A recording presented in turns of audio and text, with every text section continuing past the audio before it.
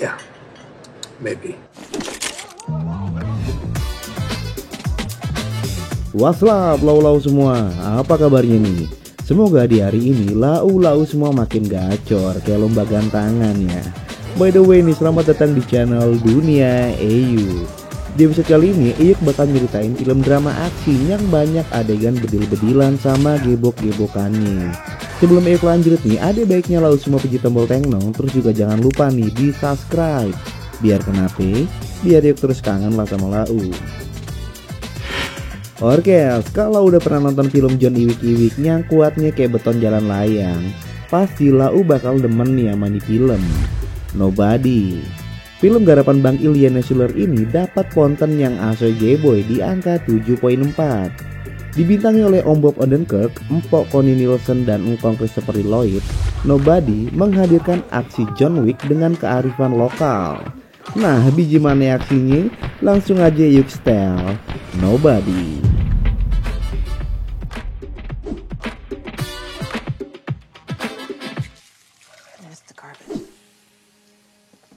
Film ini menceritakan tentang seorang auditor bernama Hutch Mansell yang diperankan oleh Om Bob Odenkirk. Hutch merupakan seorang kepala keluarga dengan dua anaknya yang bernama Blake, bukan Blake Lively si stang tinggi yes, dan si bontot Semi tanpa Hagar. Selain itu, Doi juga ditemani sama Poldanya, aka polisi dapur yang sangat Doi sayangi. Dan Hutch bekerja di sebuah pabrik logam milik bokap mertuanya. Singkat cerita nih, pada suatu malam yang kagak ada gonggongan serigala, ada sepasang maling masuk ke rumahnya Hutch. Doi yang tahu ada penyusup nyoba ambil stick golf, dan tiba-tiba salah satu maling itu negrep Doi dan nodongin beceng. Ya karena Hutch bilang nih kalau Doi kagak punya doku, maling itu ngambil recehan dan juga arlojinya. Soalnya umur 25 cuman gue yang punya jam 7 miliar, yang lain gak ada yang punya, gimana dong? Bukan itu, entu mah arlojinya Sultan. Nah, yang itu udah baru. Di situ Hutch ngeliat tato salah satu maling. Dan saat entu maling mau caw nih, tiba Blake negrep salah satu maling. Dan Hutch yang ngeliat kejadian itu, Doi kagak bertindak apa-apa. Malah Hutch nih meminta Blake buat ngelepasin tegrepannya. Dan itu ngebuat matanya Blake jadi biru. Yom, sang maling ngasih tanda mata ke Blake. What the fuck, Dad? My beautiful wife. Scene pun berlanjut. Setelah kemalingan, keadaan Hutch sebagai kepala keluarga semakin terpojok.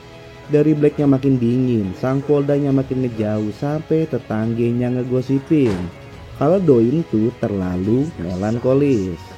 Jika ke dimana-mana sih, omongan tetangga emang lebih tajam dibandingin sampurannya Batosai.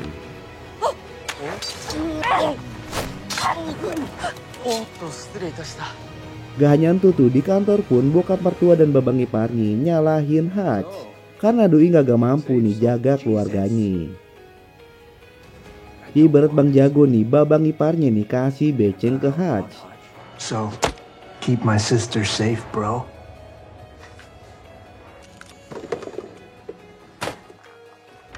Dalam sebuah dialog singkat dengan bokap mertuanya, Hutch berencana buat ngebeli untuk pabrik. Ya karena bokap mertuanya emang udah mau pensiun juga sih. It's a fair offer.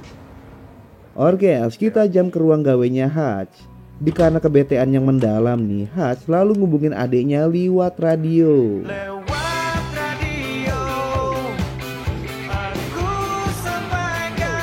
Saik juga lagunya, Goljuk lah.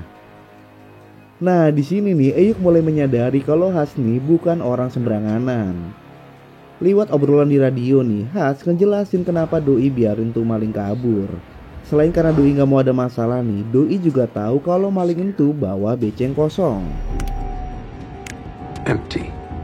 Scene pun berpindah ke sebuah panti jompo. Di situ Hutch mengunjungi bokapnya yang lagi asoy nonton film.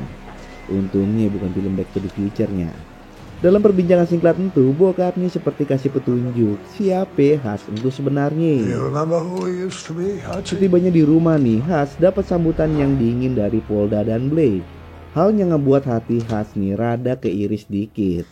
Apalagi Semi bilang kalau kalung kucingnya ini kena betak maling kemarin malam. Di situ ekspresi Hutch berubah total. Layaknya kebelet nih, Hutch langsung caw dari rumah.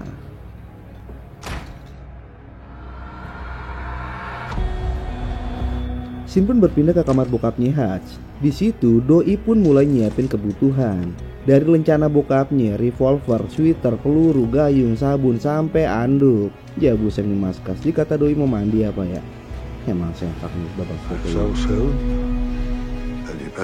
Hutch pun mulai memburu sang maling.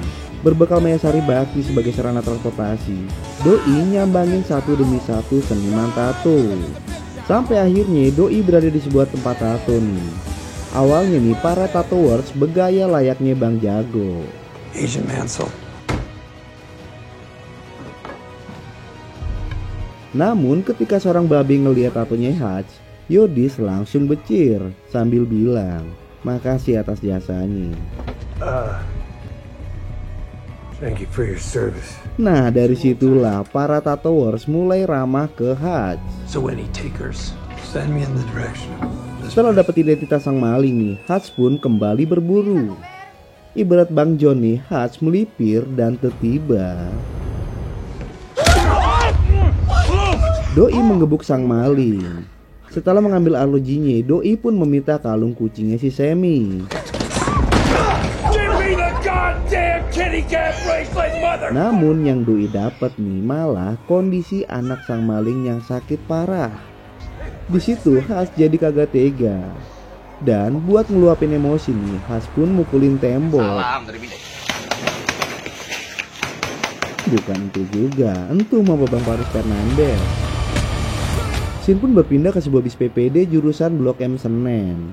Hutch yang memendam emosinya nih, tiba-tiba dapat sesuatu yang ngebuat adrenalinnya memuncak.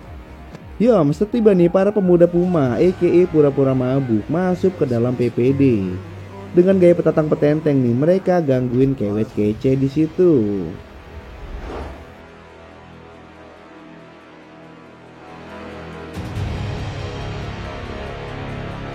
This girl's gonna get home safe tonight. Hutch yang kagak tegang lihat kewet sentuh, lalu mulai kasih salam olahraga.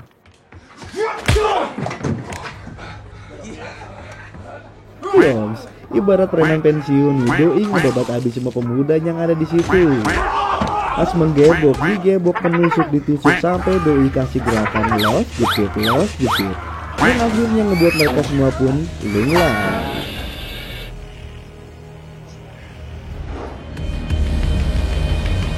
Oke, kita pindah ke sebuah warung remang-remang nih. Terlihat Yulian Kuznetsov nih, seorang mafia Rusia lagi asoy ajoji, ditemani sama mbak-mbak celana gemes. Dengan gayanya yang flamboyan habis nih, Yulian menyapa semua tamu. Namun ada rekan bisnisnya nih yang kagak demen lihat kelakuan Doi. Menurut Yodis nih, kelakuan Yulian kagak mencerminkan seorang mafia. Apalagi Doi didapuk sebagai penjaga aset offset. Ya karena gerdek pan, Doi langsung membantai salah seorang yang ada di situ buat ngeyakinin rekan bisnisnya nih. Gak lama kemudian Yulian dapat telepon dari RSIA kalau adanya masuk IGD dan belum bayar BPJS. Singkat cerita, Yulian udah sampai di RSIA. Sebenarnya nih Doi kagak suka nih sama adenya. Ya karena babang pan, Doi punya tanggung jawab buat ngebalas dendam nih. Setelah Doi tahu kalau yang ngegebok adiknya bernama Hutch, Yulian pun nyari keberadaan Hutch keseharian, dimana Doi sampai Doi kimpoy. Ya buseng Maskas, ngapain sampai situ Denny Script. Di sudut lain nih, Hutch pun dapat kabar dari adiknya kalau pemuda yang Doi buat mulai entu adiknya Yulian. Dan Doi disaranin buat ke barbershop buat nemuin tukang cukur. Di sisi lain nih, Yulian dapat info mengenai Hutch lewat hacker sewaannya. Jika Yodis paham Hutch itu siapa, tentu hacker langsung resign. Segitu serem kasih Hutchnya.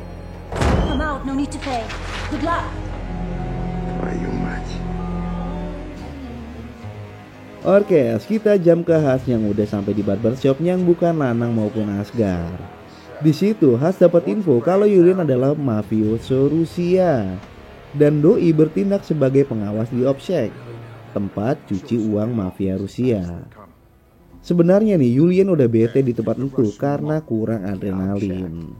Wih, Bang jago juga nih rupanya. Scene pun berlanjut nih. Hutch yang udah sampai rumah lagi aso nyiapin makan malam. Dan tiba-tiba nih Doi ngeliat ada rombongan mafia mau mantekin rumahnya. Dengan segera nih Hutch meminta seluruh keluarganya nih buat ngumpet di ruang bawah tanah. Sedangkan Hutch bersiap jadi palang pintu.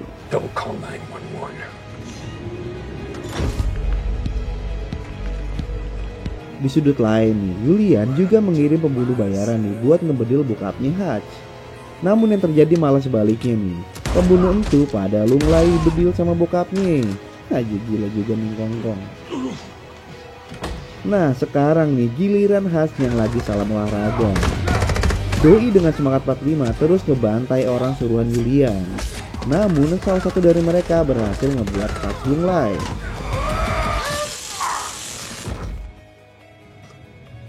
Singkat cerita nih, Hutch dibawa mereka ke sebuah tempat.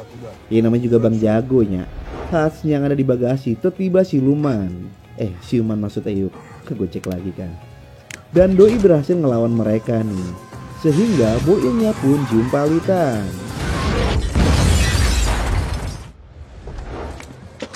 Setelah berhasil ngebunuh mereka semua, Hutch pun kembali ke rumah. Dan setelah ngeluarin keluarganya dari ruang bawah tanah nih, Hutch pun meminta mereka untuk mengungsi dus nih dikarenakan bahayanya menghadang.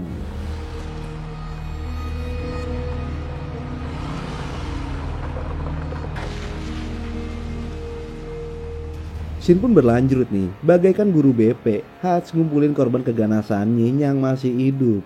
Dan di situ Doi nemuin kalung kucingnya Sammy. Negara untuk kalung urusan jadi berabi gini ya. Di ruang tamu bersama para korbannya nih, Hutch mulai membuka kisah hidupnya. Doi rupanya seorang pembunuh bayaran yang diutus oleh Bin buat ngelenyapin orang yang kagak tersentuh. Hingga suatu kejadian nih ngebuat Hutch pingin berubah jadi manusia baik-baik. Jelas dah sekarang siapa Hutch sebenarnya. I quietly let Alan go. I am not a jealous guy. But in that moment I wanted what Alan had. Nah setelah ngakik singkat nih, Doi membakar habis rumahnya buat ngilangin barbuk. Dan tak lupa nih Doi ngebetak boil tetangganya yang tengil.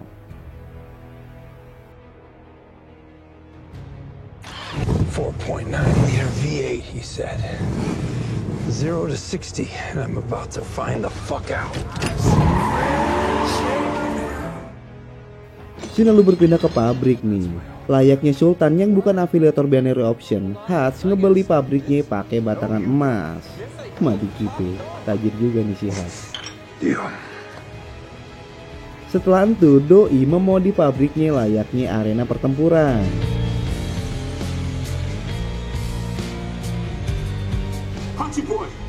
Gak hanya itu, Doi pun ngeberondong abis markasnya Obsec dan membakar abis semua isinya.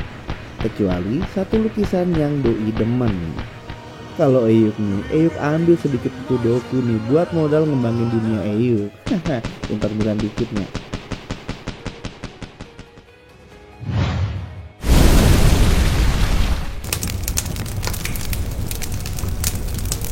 Para ending di film ini terjadi saat Hutch nyambangin Julian di warung remang-remangnya.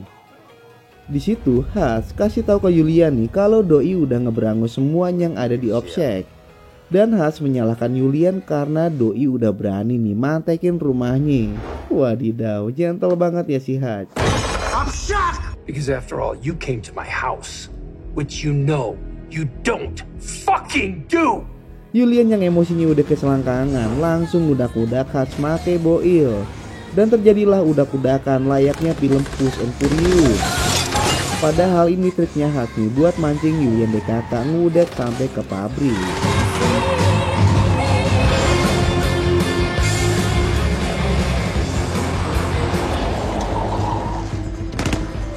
Singkat cerita nih, Julian berhasil mojokin Hutch.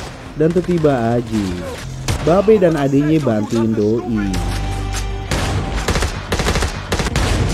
Ibarat tag team di WWF nih, mereka bekerja sama buat ngebedil semua anggotanya Julian. Apalagi nih, untuk pabrik udah berisi ranjau darat yang ngebuat Julian DKK jumpalitan.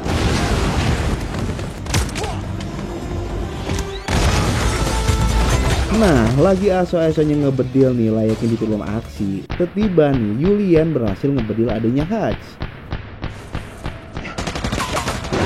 Ya karena udah ke pojok nih, Hutch akhirnya nyerang Julian pakai ranjau. Dan akhirnya nih, Julian pun jadi ayam bekakak. Yoms, Julian pun tiwas. Setelah pertempuran selesai nih, Hutch pun meminta Ade dan babenya buat caw. Sedangkan Doi terlihat ada di ruang interogasi. Di ruang itu Doi kasih tahu inisialnya, yakni Nobody. That ain't much of an answer. Nobody. Dan tiba kedua polisi yang interogasi dapat telepon misterius yang ngebuat Hutch bisa bebas. Ending di film ini terjadi saat Hutch dan Poldanya nih memulai kehidupan baru. 3 bulan setelah kejadian itu, mereka berdua berniat bokol rumah. Dan tiba nih, Hutch dapat telepon misterius yang bilang kalau jasanya Hutch nih masih dibutuhin. Di sudut lain, Babe dan adanya Hutch terlihat di sebuah minibus yang bukan Metro Mini jurusan Kampung Melayu. Dan minibus itu penuh dengan bedil. Lalu film pun selesai. A basement. Emang dah film Nobody asoy geboy ciamik dan keren abis. Orges nih, seperti biasanya sebelum Eyuk bacot nih, Eyuk mau ngucapin mamaci buat semua timnya mengerjakan film Nobody, para kru, pemain, dan yang paling penting nih buat lau-lau semua nih sobat setia dunia Eyuk. Semoga lau-lau semua makin bersinar. Orkes, mamaci semua dan Eyuk pun ngebacu.